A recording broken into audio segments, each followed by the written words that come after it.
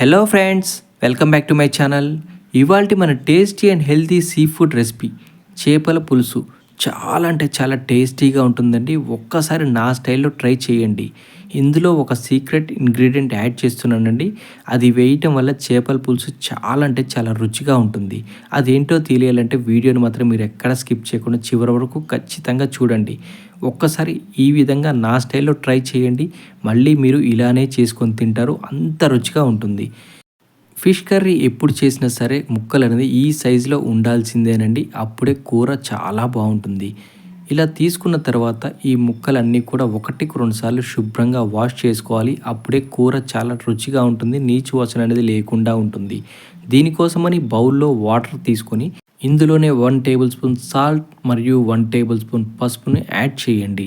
ఇలా యాడ్ చేసుకున్న తర్వాత ఇవి రెండు కూడా వాటర్లో కలిసేలాగా బాగా ఒకసారి మిక్స్ చేసుకోండి. ఇలా మిక్స్ చేసిన తర్వాత ఇందాక క్లీన్ చేసి పెట్టుకున్న చేప ముక్కలు అన్నీ కూడా ఈ వాటర్లో వేసి కనీసం ఒక 10 నిమిషాల పాటు నానబెట్టండి. ఇలా చేయటం వల్ల చేప ముక్కకున్న నీచు వాసన అంతా కూడా రాకుండా ఉంటుంది. ఇది కేవలం కర్రీకే కాదండి, మీరు ఫిష్తో ఏ రెసిపీ చేసినా సరే ఈ పద్ధతిని ఫాలో అవ్వండి.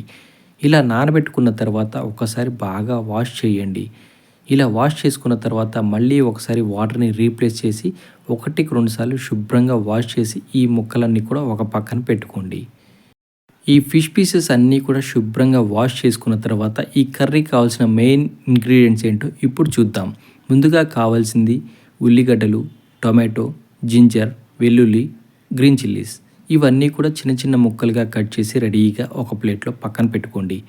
ఇప్పుడు దీంతో పాటుగానే కొంచెం ఒక నిమ్మకాయ సైజ్ అంతా చింతపండును కూడా తీసుకోండి. ఈ చింతపండు తీసుకున్న తర్వాత దీన్ని ఒకటికి రెండు సార్లు శుభ్రంగా వాష్ చేసి ఇందులో వేసుకోండి. ఇలా వేసుకున్న తర్వాత ఇందులోనే వాటర్ యాడ్ చేసి చింతపండు నానే వరకు నానబెట్టండి. మీకు త్వరగా నానాలి అంటే ఇందులో కొంచెం వేడి నీళ్ళు యాడ్ చేయండి. చింతపండు అనేది ఇన్స్టెంట్గా నానుతుంది. మీరు కర్రీ కూడా వెంటనే చేసుకోవచ్చు, లేదంటే ఒక 10 నిమిషాలు టైం పడుతుంది. ఇప్పుడు ఒక మిక్సీ జార్ తీసుకొని ఇందులో ముందుగా కట్ చేసి పెట్టుకున్న ఆనియన్స్ అన్నీ కూడా వేసి లైట్గా ఒకసారి గ్రైండ్ చేసుకోండి. ఇందులో ఎటువంటి వాటర్ యాడ్ చేయాల్సిన అవసరం లేదు. ఇలా గ్రైండ్ చేసుకున్న తర్వాత ఒక బౌల్లో ట్రాన్స్ఫర్ చేసి పక్కన పెట్టుకోండి. దీని తర్వాత టొమాటో ముక్కలు కూడా అలానే గ్రైండ్ చేసి ఒక బౌల్లో ట్రాన్స్ఫర్ చేసి పక్కన పెట్టుకోండి. ఇలా చేసిన తర్వాత ఒక చిన్న మిక్సీ జార్ తీసుకొని ఇందులో జింజర్, గార్లిక్ రెండు కూడా వేయండి. వేసి మళ్ళీ ఇది కూడా ఫ్రెష్ జింజర్ గార్లిక్ పేస్ట్ని గ్రైండ్ చేసి ఒక బౌల్లో ట్రాన్స్ఫర్ చేసి పక్కన పెట్టుకోండి. చూసారు కదా, ఈ ఫిష్ కర్రీలోకి fresh ginger garlic paste, onion paste, tomato paste ఇవన్నీ రెడీ చేసి పక్కన పెట్టుకోండి. దీంతో పాటే ఒక సీక్రెట్ ఇంగ్రీడియంట్ అని చెప్పాను కదండి, ధనియాలు, మెంతులు, రెడ్ చిల్లీస్. ఇవి కూడా ఒక మిక్సీ జార్ తీసుకొని లైట్గా ఒకసారి గ్రైండ్ చేసి ఈ పౌడర్ని కూడా ఒక పక్కన పెట్టుకోండి. ఇక కర్రీ చేసే ప్రాసెస్ చూద్దాం. ముందుగా స్టవ్ పైన ఒక పెద్ద వెడల్పాటి ప్యాన్ పెట్టుకొని అది కూడా మందంగా ఉండేటట్టు చూసుకోండి.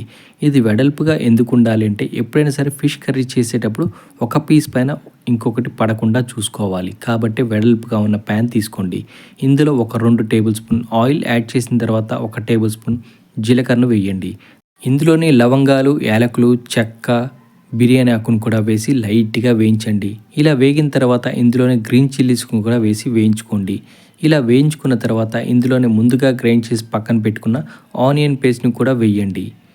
ఆనియన్ పేస్ట్ వేసుకున్న తర్వాత ఆనియన్ పేస్ట్ అంతా కూడా పచ్చి వాసన పోయి లైట్ గోల్డెన్ బ్రౌన్ కలర్ వచ్చే వరకు వేయించుకోండి. ఇలా ఆనియన్ పేస్ట్ వేయటం వల్ల గ్రేవీ అనేది చిక్కగా ఉంటుంది, రుచి కూడా చాలా బాగుంటుంది. ఈ ఆనియన్ పేస్ట్లోనే కొంచెం 1 టేబుల్ స్పూన్ పసుపుని యాడ్ చేయండి. ఇలా ఒకసారి బాగా మిక్స్ చేసుకున్న తర్వాత ఆనియన్ పేస్ట్ నుంచి ఆయిల్ పైకి తేలే వరకు ఫ్రై చేసుకోండి. ఇలా ఆయిల్ పైకి తేలిన తర్వాత ముందుగా గ్రైండ్ చేసి పక్కన పెట్టుకున్న టొమాటో పేస్ట్ని కూడా వేయండి. దీంతో పాటుగానే ఫ్రెష్ జింజర్ గార్లిక్ పేస్ట్ని కూడా వేయండి. ఇలా ఇవి రెండు వేసుకున్న తర్వాత ఈ ఆనియన్ పేస్ట్లో కలిసేలాగా ఒకసారి బాగా మిక్స్ చేసుకోండి.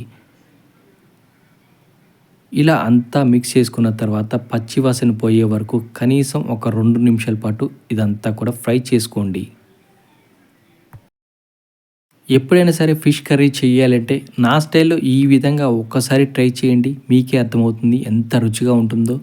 ఇలా అంతా కూడా 2 నిమిషాల పాటు బాగా ఫ్రై చేసుకున్న తర్వాత ఆయిల్ పైకి తేలుతున్న సమయంలోనే ముందుగా శుభ్రం చేసి పక్కన పెట్టుకున్న ఫిష్ పీసెస్ అన్నీ కూడా ఒకదాని తర్వాత ఒకటి ఇలా సెట్ చేసుకోండి. ఫిష్ పీసెస్ అన్నీ కూడా ఉన్నాయన్నీ కూడా ఇలా సర్దుకోండి.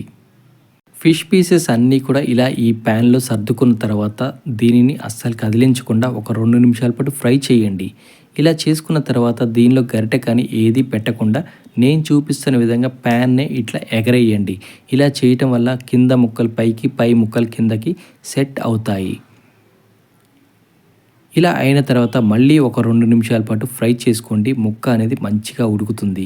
ఇలా ఉడికిన తర్వాత ముందుగా రెడీ చేసి పెట్టుకున్న ఈ చింతపండు రసాన్ని అంతా కూడా ఇందులో వేసుకోండి. చింతపండు రసం అంటే పల్ప్ తీసేసి ఓన్లీ చింతపండు రసాన్ని మాత్రమే వేసుకోండి. చింతపండు అనేది కొత్త చింతపండు తీసుకున్నట్టయితే పుల్లగా ఉంటుంది కాబట్టి మీరు వాటర్ అనేది చూసి అడ్జస్ట్ చేసి వేసుకోండి. మీరు పులుపు కూడా తినేదాన్ని బట్టి అడ్జస్ట్ చేసి వేసుకోవాలి. మీకు గ్రేవీ ఎక్కువగా కావాలి అనుకున్నట్టయితే వాటర్ కొంచెం ఎక్కువగా యాడ్ చేసుకోండి. మీకు పులుపు సరిపోనట్టయితే ఇందులో కొంచెం టొమాటో పేస్ట్ని కూడా ఎక్స్ట్రా యాడ్ చేసుకోవచ్చండి. రుచి బాగుంటుంది. ఇలా చింతపండు రసం యాడ్ చేసుకున్న తర్వాత ఒకవేళ పులుపు ఎక్కువగా అయినట్టు అనిపించినట్టయితే ఇందులో వాటర్ అనేది ఎక్కువగా వేసుకోండి. పులుపు అనేది ఆటోమేటిక్గా తగ్గిపోతుంది. ఇలా అంతా వేసుకున్న తర్వాత ఇప్పుడు అసలు గరిటె పెట్టి కానీ ఏది మిక్స్ చేయకండి. ఇలా చేసినట్టయితే ముక్క అంతా కూడా చితికిపోతుంది, విరిగిపోతుంది. కాబట్టి అసలు గరిటె మాత్రం పెట్టకండి. ఇలా ఈ చింతపండు జ్యూస్ అంతా వేసుకున్న తర్వాత ఇందులోనే వాటర్ని కూడా యాడ్ చేసుకోండి. ఫిష్ కర్రీ చేసేటప్పుడు చాలామంది పీసెస్ మాత్రం వేసి ఫిష్ తలకాయని పారేస్తూ ఉంటారు. ఫిష్ కర్రీలో ఫిష్ హెడ్ కూడా చాలా టేస్టీగా ఉంటుందండి. ఒక్కసారి ట్రై చేయండి. ఇలా ఇవన్నీ వేసుకున్న తర్వాత ఇందులోనే గ్రేవీకి సరిపడా వాటర్ని కూడా వేసుకోండి. పులుపు ఎక్కువగా ఉన్నట్టయితే వాటర్ని యాడ్ చేయండి. ఇలా వాటర్ యాడ్ చేసుకున్న తర్వాత ఇందులోనే రుచికి సరిపడా కారాన్ని కూడా అడ్జస్ట్ చేసి వేసుకోండి. ఆల్రెడీ గ్రీన్ చిల్లీస్ వేసుకున్నాం కాబట్టి ఇక్కడ మీరు కారం అనేది చూసి వేసుకోండి. ఇందులోనే రుచికి సరిపడా సాల్ట్ కూడా వేసుకోండి. ఆల్రెడీ సాల్ట్ వాటర్లో నానబెట్టాం కాబట్టి ముక్కకి సాల్ట్ పడుతుంది. కాబట్టి సాల్ట్ అనేది చూసుకొని అడ్జస్ట్ చేసి వేసుకోండి. ఇలా ఇవన్నీ వేసుకున్న తర్వాత గరిటె పెట్టి మాత్రం అస్సలు కదిలించకండి. చూసారు కదా, ఇలా ఈ ప్యాన్నే ఇలా షేక్ చేయండి. అప్పుడు ఈ కారం, ఉప్పు ఇదంతా కూడా ముక్కలకి బాగా పడుతుంది. చాలామంది ఫిష్ కర్రీలో చింతపండు రసాన్ని ఇష్టపడరు. అలాంటి వారి కోసం చింతపండు రసం లేకుండా టొమాటో తోటి చేశానండి. ఆ రెసిపీ కూడా లింక్ డిస్క్రిప్షన్లో పెట్టాను. ఒక్కసారి చెక్ చేయండి. ఇప్పటివరకు ఛానల్ని సబ్స్క్రైబ్ కూడా చేసుకోండి. ఒక 5 నిమిషాలు ఈ ముక్కలన్నీ కూడా బాగా ఉడికించుకున్న తర్వాత ముందుగా గ్రైండ్ చేసి పక్కన పెట్టుకున్న మసాలా పౌడర్ని కూడా ఇందులో వేసుకోండి. ఇది వేయటం వల్ల ఫిష్ కర్రీ చాలా అంటే చాలా టేస్టీగా ఉంటుంది. ఇలా ఇది వేసుకున్న తర్వాత చివరిగా ఇందులోనే కొద్దిగా కొత్తిమీరను కూడా యాడ్ చేయండి. ఇది వేయటం వల్ల ఫ్లేవర్ అండ్ టేస్ట్ చాలా అంటే చాలా బాగుంటుంది. ఇంతేనండి, మన ఫిష్ కర్రీ రెడీ అయిపోయింది. చూశారు కదా. ఒక్కసారి నా స్టైల్లో మీరు కూడా ట్రై చేయండి. ఫిష్ కర్రీ ఇన్స్టెంట్గా తిన్నా, ఒక రోజు తర్వాత తిన్నా రుచి అనేది చాలా బాగుంటుంది. పిల్లలకైతే ఒక్కసారి నా స్టైల్లో ట్రై చేసి పెట్టండి. చాలా ఇష్టంగా తింటారు. Thank you for watching.